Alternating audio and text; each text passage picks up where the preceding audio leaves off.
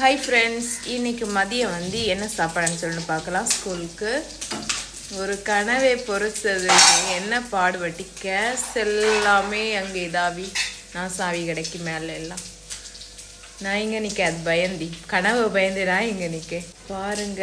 கனவை செஞ்ச வேலையே அங்கே எல்லாம் செவரெல்லாம் பாருங்க. கிட்டே போகல குறைச்சி வச்சிருக்கு. கனவை கரைஞ்சியாச்சு. வேலை கனவையெல்லாம் பொரிச்சும் போது ஜாக்கிரதையாக பொரிச்சோம்.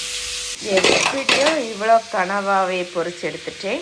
என்ன சாப்பாடுன்னு சொன்னான்னா புளி சாதம், அப்புறம் வெள்ளை ரைஸு, அடுத்து நேற்று வச்ச குழம்பு, லெமன் சாதம் தான் சொன்னேன்.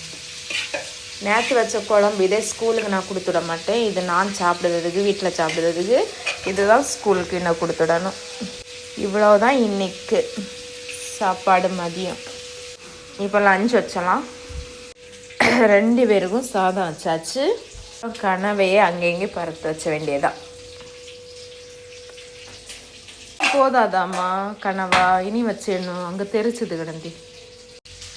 கனவா மீனுன்னா இவங்க 2 பேர் நல்லா சாப்பிடுவோம், அதனால நிறைய வைங்கன்னு சொல்லிட்டு சொன்னது. மீன் வச்சாலும் சாப்பிட மாட்டோம். கனவானா நல்லா சாப்பிடுவோம். கனவா இறால், அவன் இறால் சாப்பிட மாட்டான், இவன் கனவா எல்லாம் சாப்பிடான். இவ்வளோதான் இன்றைக்கி மதிய சாப்பாடு. நைட்டுக்கு வேறு ஏதாவது முட்டை ஏதாவது பொரிச்சு கொடுக்கணும். கனவா மதியத்தோட தீர்ந்துச்சு. ஓகே, உங்கள் வீட்டில் என்னன்னு சொல்லி கமெண்ட் பாக்ஸில் கமெண்ட் பண்ணுங்கள். ஓகே, யாருக்கெல்லாம் கனவா பிடிக்கும் அப்படின்னு சொல்லிட்டவங்க கமெண்ட் பாக்ஸில் கமெண்ட் பண்ணுங்கள். ஓகேயா? இந்த வீடியோ பிடிச்சிருந்தா லைக் பண்ணுங்கள், சப்ஸ்கிரைப் பண்ணுங்கள். ஓகே, பாய். ஏன்னா லிஃப் நல்லா கலராக இருக்கா? லிஃபு இல்லையா?